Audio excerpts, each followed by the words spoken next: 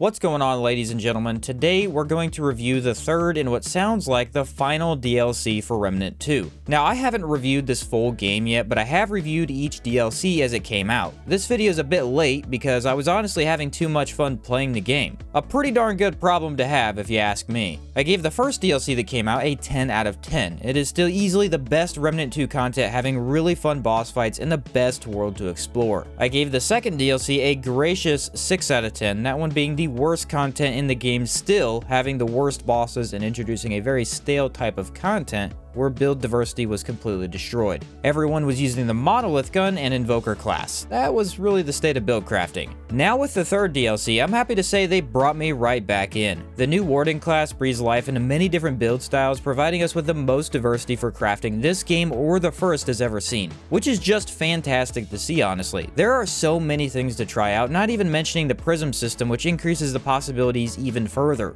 I am going to touch on boss rush and prisms at the end, as I want this to mainly be a Dark Horizon DLC review. The 9 out of 10 is purely based on content from this DLC, not related to other new things we got in the same update. So let's dive in and take a look at the desolate space world of Narud once again.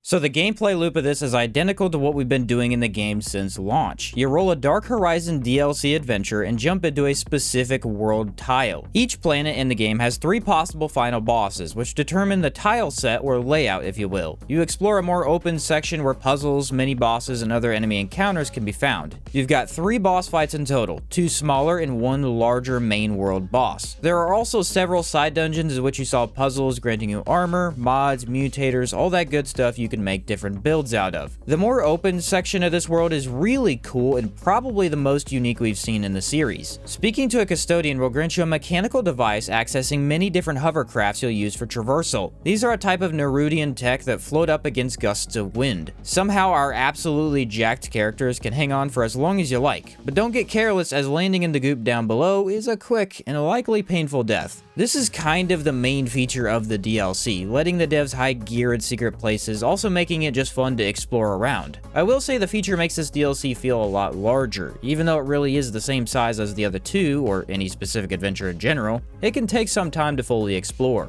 I could see the slower moving hover mechanic dragging down the pace for some people, but personally I thought it was a delight. You can zoom down really fast if you're too high and don't want to wait, and there are even a few snipers that try to shoot you as you move around. Although they will probably never hit you, let's be honest. This world is also unique in that both of the side bosses are completely optional.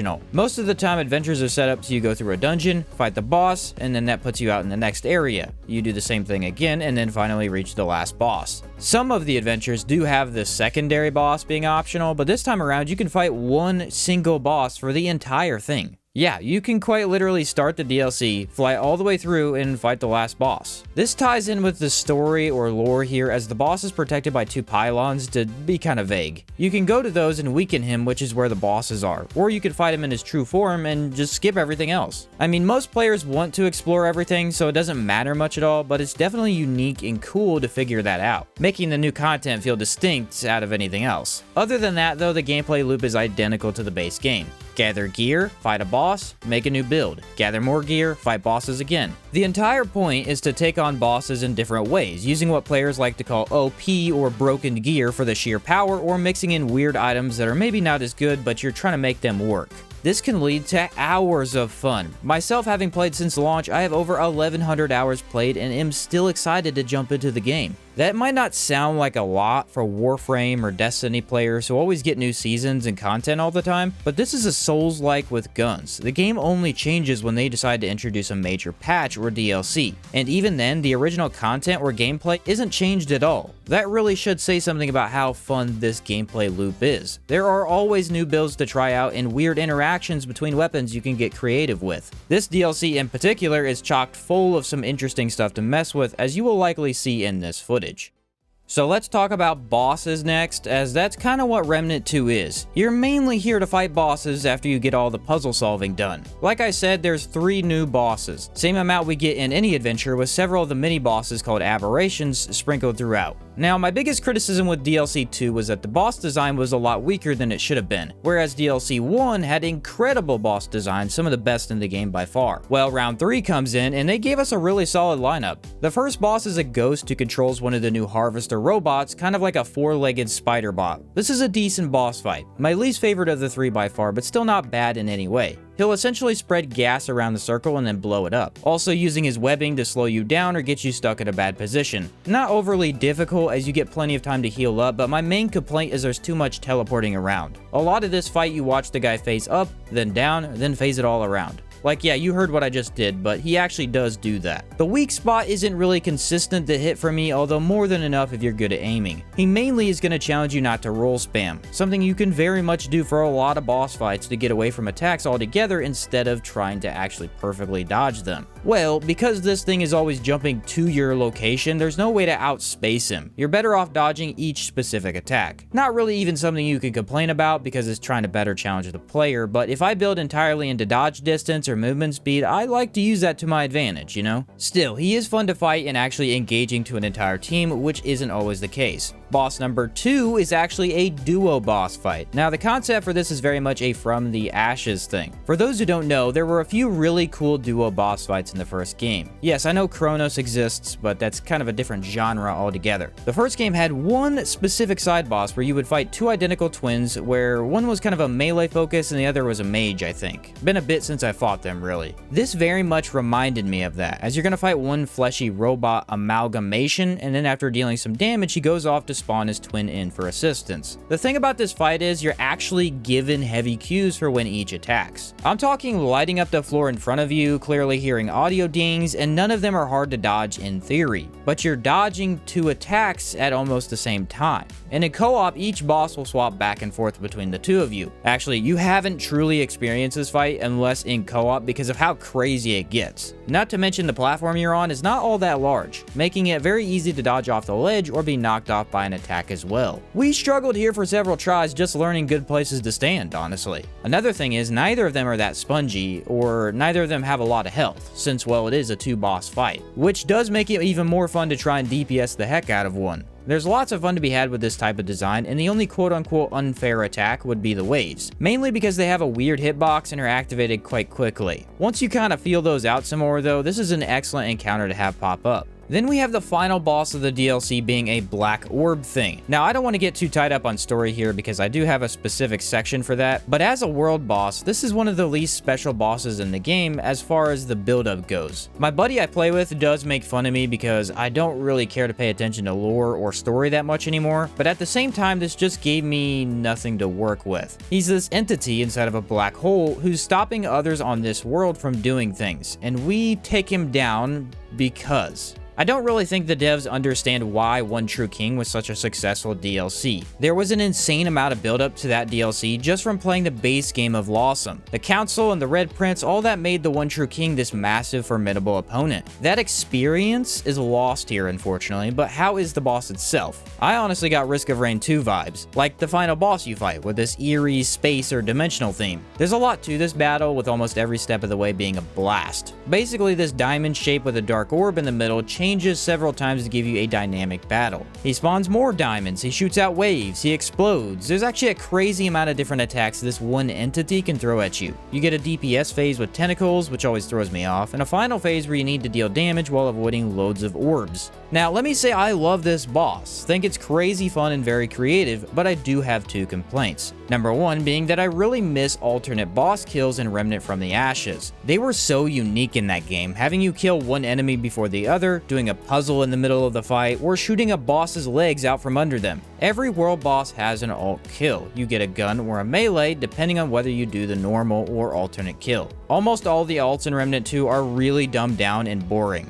This one is sadly a big example of that. The alternate kill is set up by not destroying the pylons before you fight him. By either destroying or not destroying them changes almost nothing of the fight. I think he gets one new attack and gains more defense if you leave the pylons alone. Again, this is pretty darn nitpicky, but you gotta understand, for someone with hundreds of hours in the first game and over 1,000 in the second, it's really sad to see they don't care about this super interesting mechanic anymore. Honestly, it's what made me fall in love with From the Ashes. So, not a fan of the all kill, obviously, and also not really sure why the devs went this direction with boss design in the first place. One True King was a notoriously easy DLC. Some of the dungeons were hard, yes, but every boss is easy compared to, say, Venom or the final boss. But the thing is, hard doesn't mean fun. The 3 bosses we were given in that DLC are incredibly fun because mechanically they engage the player start to finish. Then for DLC 2 and 3, they said forget that, let's make every boss around difficulty instead, giving Lydusa an armor mechanic that negates over half the damage in the game for over half of her fight. The final boss of this DLC here, I'm still not sure what they did to it. Clearly he has more HP or some armor mechanic at times, I don't even know. It's hard to gauge, but you know because he takes a while to take down. Not to mention both Lydusa and this boss fly so far from the platform at times that it's impossible to deal damage with certain builds, which limits your build variety and gives range damage the advantage that they keep trying to take away from it, but it always has. Great boss, to be honest. Fun as heck to fight and perfect for this DLC, but you have to understand the fun of this game is from build creativity. If you fight bosses like this, it makes range damage the only optimal option, while One True King was amazing to fight with literally any build type. I really hate hyping that DLC up so much, but it's the perfect standard in my opinion, and also the best comparison. So in conclusion of this section, all 3 bosses are good and engaging fights, but due to the added mechanics they have, they aren't able to match the better bosses already in the game.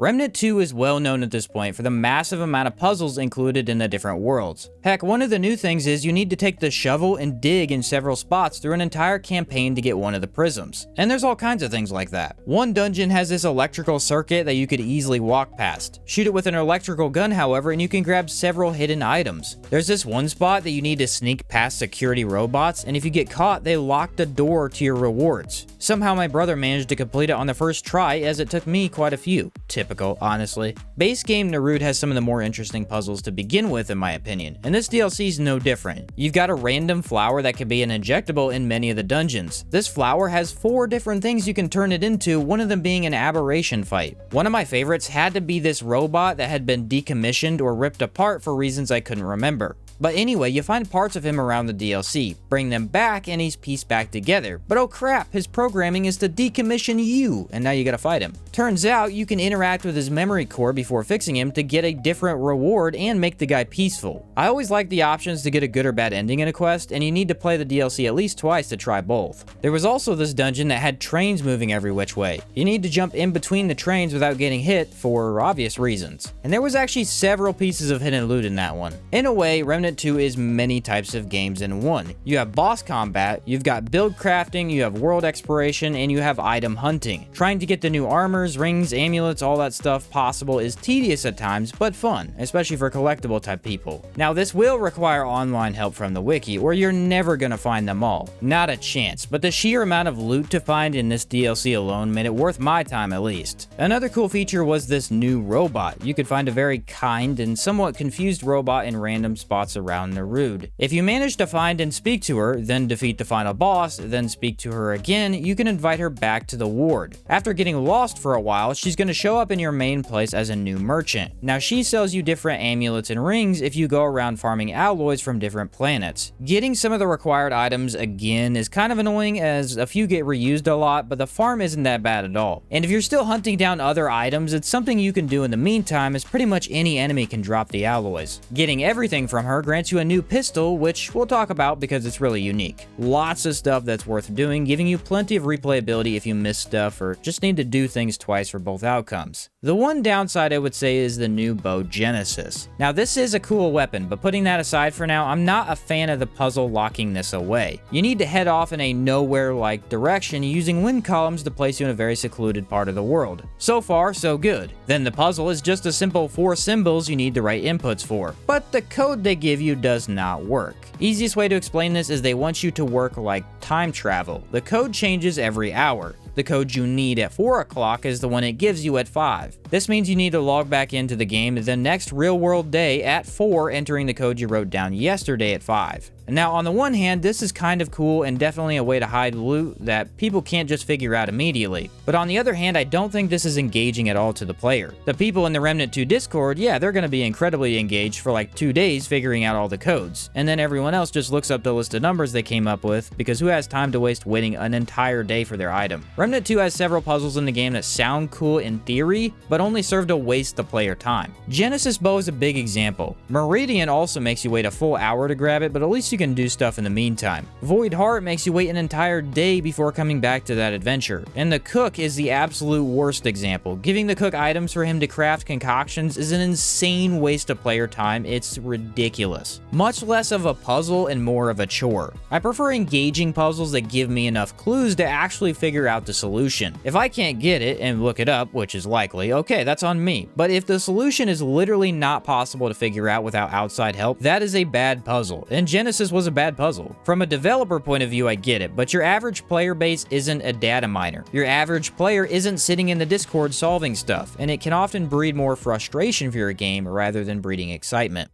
Weapons and mods are some of the most fun items to experiment with in Remnant 2, and this DLC gave us a buttload of good ones. First off, let's talk about Genesis, as it's the big ticket item from this DLC. This would be another bow, now giving us 4 of them in total, but unlike any other bow, it's like just better. So the reticle shows you when you correctly charge the bow with 4 purple indicators, I guess you could call them. It's also just really easy to perfect charge now that we have a new ring to help that mechanic. What makes this bow special, aside from how really freaking cool it looks, is a multiple fire feature. It shoots out multiple energy arrows instead of just one at a time. Activate the mod, and now not only does it multi-hit with several arrows, but even more ethereal arrows spawn behind the enemy you shot, hitting for half that damage. An easy way to explain this is, one charge shot hits the enemy a crap ton of times. Get it firing fast, and I do think it's the best weapon in the game now, just bullying enemies before they even get a chance to attack. Definitely the best bow because it has high damage and is easy to use, while the other ones require at least some effort to make work. Next up, we have the Dark Matter Gauntlets. These are laser fists. I don't know how else to really put it because that's what they are. If you charge melee the gauntlets, they become charged with dark matter, letting you heavy attack and send out shockwaves of force. You can also instead backstep and charge the melee up for however much stamina you have, letting off a mega beam or laser. This will absolutely demolish everything in the way while making you vulnerable for a time. Obviously tricky to use when solo, but in co-op you can let that thing fly. Both of these first 2 items are kind of overpowered. They seem far too good, which may be a thing of, oh hey, come try the DLC for the new OP gear.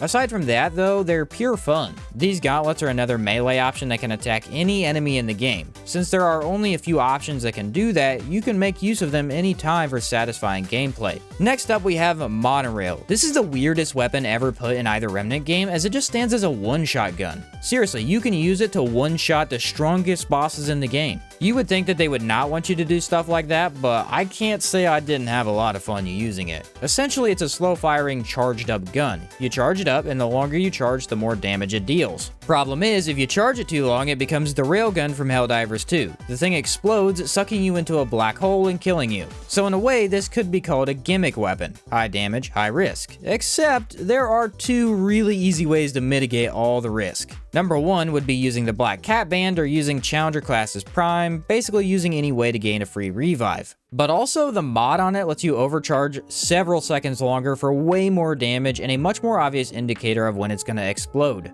I like the addition. While it seems cheesy to deal half a boss's HP in one shot, the effort required is quite high. You need a long time to charge up, a clear and obvious weak spot, which is kinda rare, let's be honest, and there's always that risk associated with it blowing up, so you can't wait forever. I think fun is more important than balance, and this meets the pure fun requirement. Now, the other weapon I want to talk about is the Redeemer. This is the new pistol you get from the robot merchant after completing all her quests, or really all her alloy farming. This is a simple pistol dealing moderate damage and more than anything looking pretty nifty. The thing is, this has a really interesting mod. Once you take a relic, the mod on this gun will be activated. Using the mod sends out an orb onto the ground that stays for some time. If you or a teammate walks over it, whatever effect your relic has is granted. So really, this is a relic gun. You have double the heals, can give them to your teammates, and yeah, that's kind of awesome. Even cooler is pairing it with a new Chef Metal Amulet. This causes all perfect dodges to activate your relic items, which grants you a relic in the Redeemer without using a relic at all.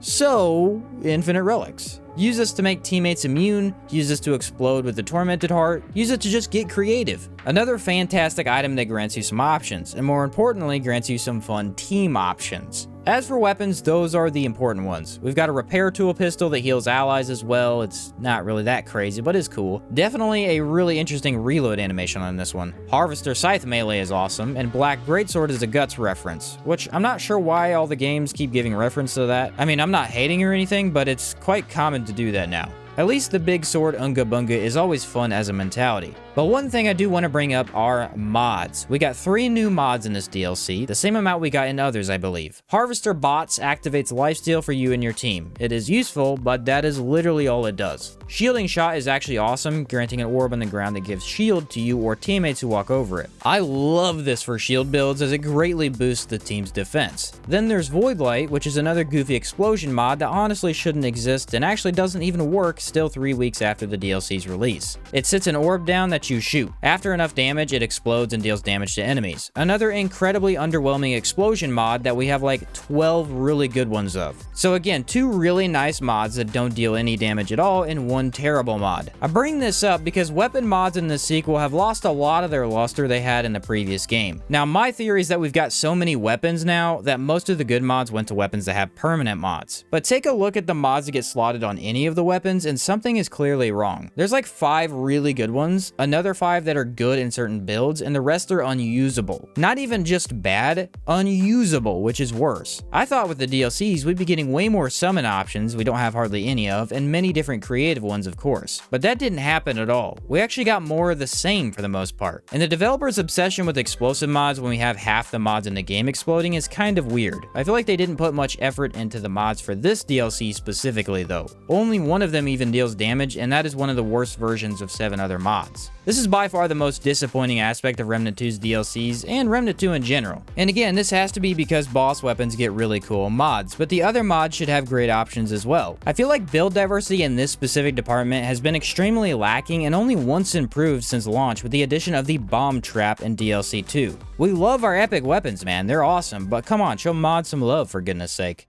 Of course, every new DLC comes out with a new class, and this time is no different. The Warden class can be found by using the wind columns to fly around to a sort of hidden back door. Head inside and grab a new class item, which is not an annoying way to get Warden that makes use of the DLC's main mechanic. So Warden is an excellent addition to the game as it now allows us to make builds that were never possible before. Specifically, shield builds were hard to keep up. They either had infinite shield but no damage, or good damage and not enough shield. In the past, many shield items have been worthless up until now as they didn't provide enough benefit to warrant wasting a ring slot. Shield now allows us to make tanky or defensive gray health builds, which finally is a thing. Gray health has been really bad since launch, but makes one of the best builds possible now. Again, build options is the key, and they nailed it with Warden. But before we get more into it, let's go over what Warden does exactly. Once slotted, the Warden offers 3 skills, all being a drone to fly above your head. You can activate the drone pulling it out. You can also put it away where it will recharge its energy back up much faster. The Prime perk here grants you 50% extra base Nerude energy for not only the drones but the engineer turrets if you have those equipped. It also grants you a small amount of shield if you have not been damaged for 10 seconds. Now the extra Nerude energy is crazy good because it means you get more out of your drone. Much more in fact. It still manages to be worthless for engineer builds in my opinion though, as the overclock for that class is its main feature. If you aren't using engineer as prime, you're losing over half the class and no 2 ways around it. But if you pair it with other classes, you can more reliably use shield-based items if you have guaranteed shield at least every 10 seconds, and the Warden can keep those interactions going for longer. Not a prime perk you have to always take, but one that is very useful for many builds, which is nice to have in your back pocket. Now we get to the passive stats, which is where Warden really shines. You always have 25% more damage, which allows you to use it for range damage, skill damage, mods, melee. It's always going to provide a damage boost to whatever you want to use. Activating a drone or having it fly behind you is going to grant 1 bulwark and increase healing effectiveness by 10%. This makes Tranquil Heart even better than before as it works better now with no extra steps. 1 bulwark is nice for defense, but also allows us to use items that require bulwark to gain more benefits. top-notch perk for build options, that's for sure. You now gain shield if your health goes too low, granting a similar effect to the Ring of Crisis, just an all-around nice stop me from dying type of thing. And finally, taking one of your relics is going to grant you some shield for 10 seconds. And this causes all Narut energy to have no cost, which means the drone does what it does for free. Now, this all equates to a class granting you the most build diversity possible, the most ease of use with shield possible, and a very easy way to stay alive without doing anything yourself. All actions you would normally do in fights actively work to keep you alive. I definitely could see how this class might seem lackluster to some, as it doesn't have infinite relics like Medic, insane range damage like Gunslinger, or super powered mods like Archon. But it works with every class instantly, and will grant you more survivability than any class just from equipping it. Okay, so what about the skills? This is the one really bad aspect of Warden that they definitely messed up, because personally I don't even think they balanced these even remotely.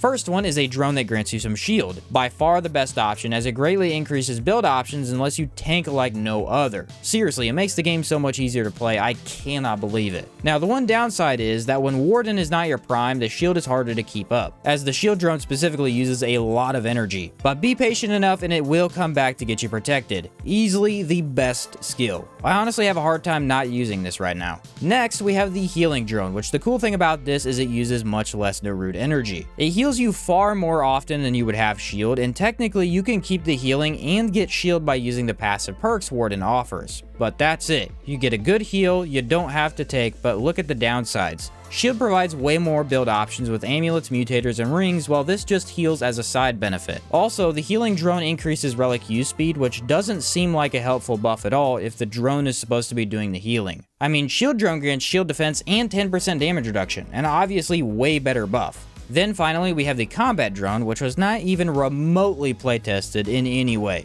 This is a combat drone or summon that should be based off of skill damage, but for some reason they gave it a boost to melee and fire rate speed, which immediately raises so many red flags. You can't make a good build like that. I mean, an all-around build maybe, but a turret drone should grant more skill damage. That's a no-brainer. And the real problem being, this is almost useless in combat. Yeah, okay, the combat drone can keep maybe one flying minion busy. His damage against bosses is non-existent, and overall you're better off playing Engineer Summoner still for minion builds. It's just a plain bad skill that looks and feels wonky every way you put it. Not sure what happened with this one, but hopefully they take another look at it in the future because it is a mess. So Warden as a whole is an incredible addition due to one fact that I've been mentioning several times: build diversity. Warden opened up so many new items that we've been barely using since launch. I wish it was a bit more balanced as far as skills go, because I'm 90% of the time using shield drone, maybe throwing on healing drone depending on the build, and never touching combat because it's terrible. But perks, man, they really nailed it in the passives this time around, making it feel so well rounded even with the skills like they are. Unfortunately, the drone does have a nasty habit of flying directly in front of you. I guess a downside of summon-based AI. It will not move fast enough if you're fighting a fast boss, but while it is definitely a problem at times, you mostly get used to it after a while. Just gotta yell at it occasionally when you miss a shot or something, and it's all good.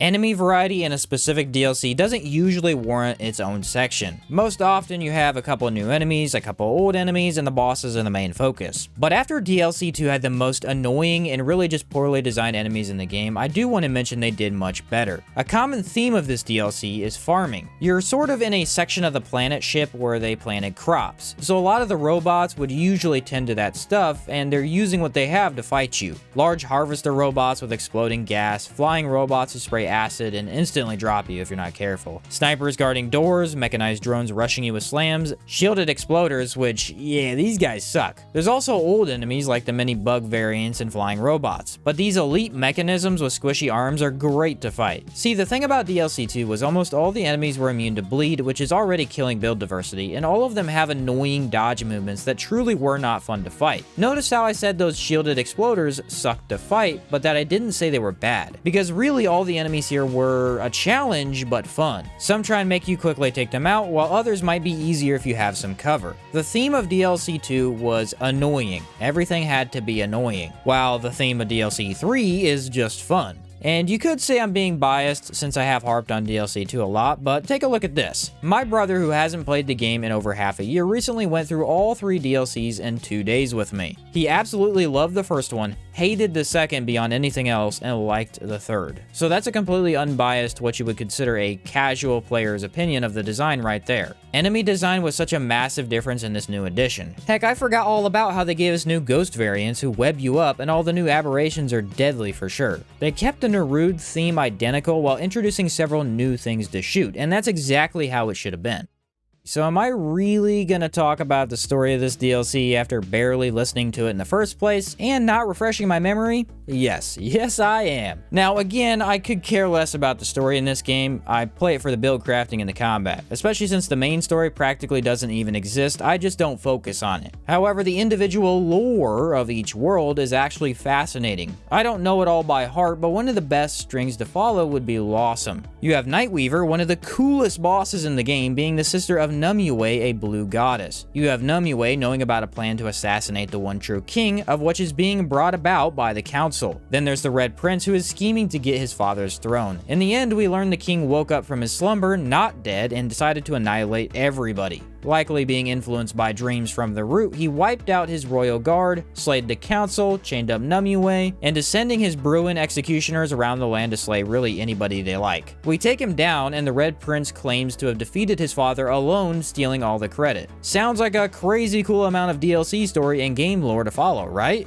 Well, DLC 3 just doesn't do it for me, man. Originally, on Nerude, we had Tal Ratha, who is trying to save his people. Basically, they're going to enter a black hole and see what's on the other side. Well, Tal Ratha knows this is a mistake and tries to take these eggs or spawn of his people to start over again. You also have the Custodian, who has us defeat Shahala so he can gain control of the planet and put it back in the black hole. Again, this is as accurate as I can get for the lore nerds shaking their heads right now.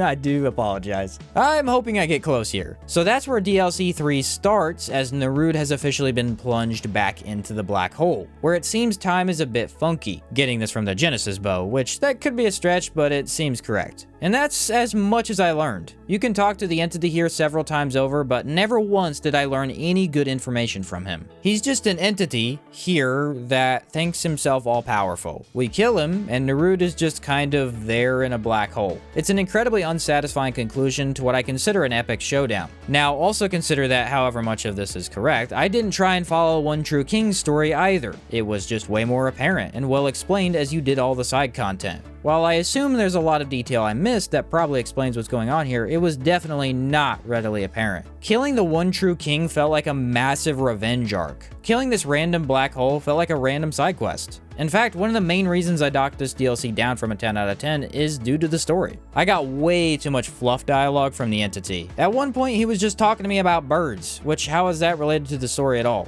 And he didn't answer hardly any questions that I had. I will definitely take any fair criticism in the comments for this section here, because I'm no big lore guy, but this was my honest opinion regardless.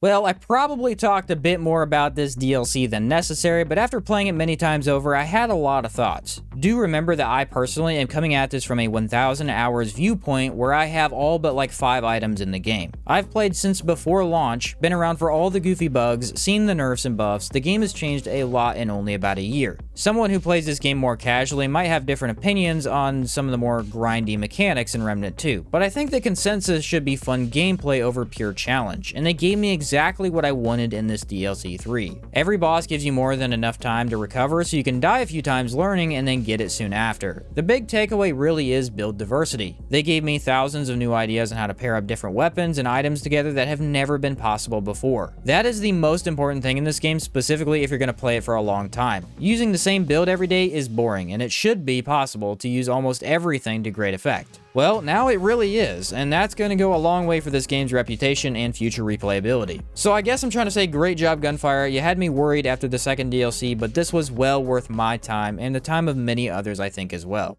Okay, so I did mention I would talk about prisms and boss rush at the end here because I do have a few thoughts you might like to hear. Let's start with the boss rush, as that is easy to explain. At the launch of this DLC, a new game mode called Boss Rush was introduced. This can be played at any time on a new or old character. You select from a 3 boss rush, 7 boss rush, or 19 boss rush. You will play as your existing character and build, which you can swap builds along the way if you really want to. This is not survival from the first game. That had you start with nothing every single time, selecting the random loot they gave you, and you effectively had to go through bosses as fast as possible. In Boss Rush, you instead go through a very short section fighting enemies from certain dungeons. After enough are defeated, an aberration spawns. Defeat that, and now you can leave to fight the boss. Each boss remains exactly as they are in the base game, and you can take a breather before each of them if you need it. Now, this is more similar to a roguelite in that as you progress, you're going to find pylons to activate. These grant you a selection of passive or active buffs. You get one from each pylon and another after every boss kill. The passives increase your build potential, being anything from more skill cooldown, extra health, increased healing effectiveness, and several damage perks. You'll be able to select a max of 5 different perks for any single boss rush, and each levels up to 5 times. In a full 19 out of 19 boss rush, you will have more than enough chances to skip the buff if it doesn't roll something for your build, and yet still max out all those perks anyway.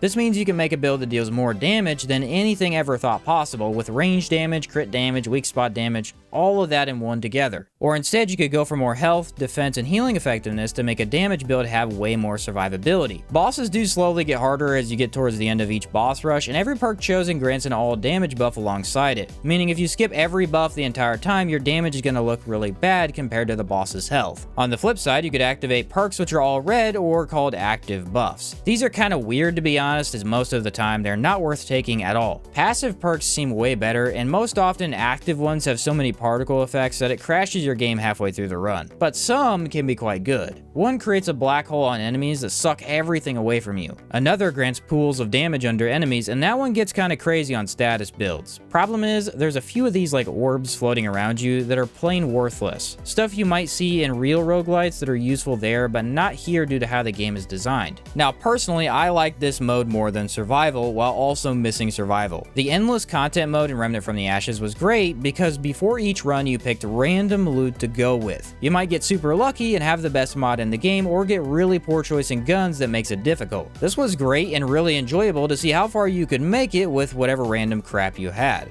However, this was also timed. The longer you took, the harder the world got. And that one feature turned survival mode into speedrun mode, which I don't enjoy in any way. Basically, you'd want to try and loot stuff as fast as possible and avoid unnecessary fights just to kill a boss before the game got harder. Constantly feeling behind and not getting a second to sit back was exhausting and burnt me out of that mode fast. While I do think it would have been cool to have that fresh take with new random stuff every time, this mode is just objectively better. You can actually use all those in-game apocalypse builds you've been crafting. You can earn loot you don't have even, which is really neat. And it's not timed, which is always more fun. You could fairly say I just hate being timed, but overall this mode better fits Remnant 2 than survival would have.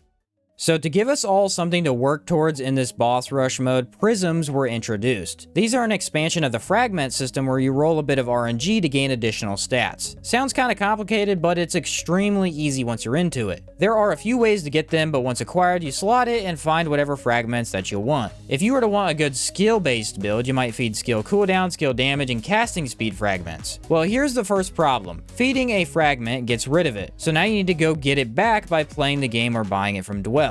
Fragments should just not be lost when you feed them, end of story. This is another instance where you're wasting player time for no real reason. New players now need to do a ton of farming to get those fragments back, while veterans with infinite relic dust just need to spam Dwell so he'll grant them to us. And the roll on these is so bad you may not get one for like 5 minutes of spamming the button over and over. The idea is, oh, I need to play the game more to get these back, but in reality it punishes the players for trying to maximize their prisms. Now once you do have fragments slotted, you'll play the game to level them up. Boss Rush gives a large amount of XP, so that's a good place to do it, of course. Once you have a maxed out prism at level 50, you can choose to gain more XP to 51, earning a legendary prism perk. These are essentially game-breaking buffs granted to the player. Anything from plus 75% range damage, immune to stagger, half all skill cooldowns, and honestly a ton of other ones. They put a lot of these in here. I like the idea of most of these. Like, I got max core traits, which gave me a few extra trait points. It was honestly really bad, and so when the reroll feature came out, I went and got a different buff. Now I have all dodges count as perfect dodges every 3 seconds, which is awesome. I can make use of Akari Warband and a few other items that are always good but hard to use. Makes niche or just more distinct builds way easier to use. However, there are several buffs that I really do not like. Plus 75% range damage, for example, should not be a thing. That is way too high of a buff and obviously going to make the game brain dead easy. Also, that is incredibly boring compared to things like all dodges are now Misty Step. Like, they did a great job making a bunch of unique options and then threw in 5 or 6 that all the meta gamers are using because it's not balanced in any way at all. Like, Infinite Narud Energy is a great one. This is kind of overpowered as you could have infinite shield from the drone and never place your turret down, right? But at the same time, your damage isn't just now tripled what it was, and the game is still challenging. Another is plus 100% to all damage, but take 100% more damage. Okay, that seems fair. I get the best buff in the game, but also really need to build around that or play perfectly. Versus something like double mod charges that lets you shoot 10k worth of damage every 4 seconds. The more creative options that expand upon builds are fantastic. The OP blatantly game-breaking options are dumb and should not be in the game. Now, one thing I didn't mention about this system is that some fragments can be combined as you level them up. This allows you to have almost 10 fragments on a prism instead of the mere 5 slots you have. How this works is certain specific fragments combined together. Say if I slot mod crit chance and skill crit chance on my prism. Level both up enough and eventually I can combine them into one slot called wizard, granting me both of the buffs. Now I also have more room to slot other fragments as well. The problem with this is you're just forced to go read the wiki to get optimal prisms, because the wiki tells you which fragments combine together. They have a massive list of them and there's no way to get more than one mix of fragments unless you know what to go for. Some of them just plainly don't make any sense. In the devs' minds, they're thinking, okay, people are going to get some of these paired up and some not. But in reality, gamers aren't like that. One person randomly finds out he can have a full set of combined fragments, and then everyone realizes, oh, hey, my prism sucks unless I also do that. My best solution would be don't have the mixed fragments, or put a list option in the game so you can see which ones combine.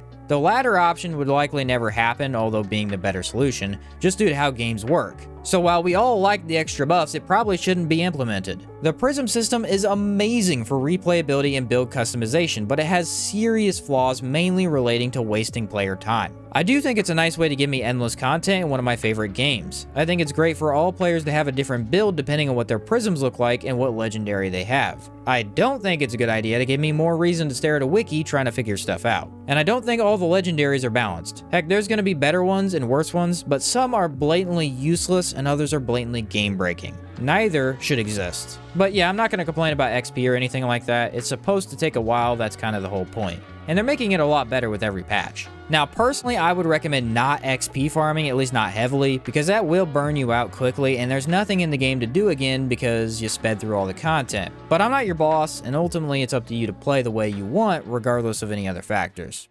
Alright, well, I think I said my piece on the third DLC and any of the new content we got. You can feel free to agree or disagree with me either way, it's all of our opinion anyway. But as a day one player, I do like where the game is at. There's a lot of really unique ways to play the game now. If they ever end up removing Lydusa from Boss Rush, this will be a perfect game. If you know, you know. But anyway, I hope you enjoy what has come to be one of my favorite games ever. Thank you for watching as always, and I'll catch you next time.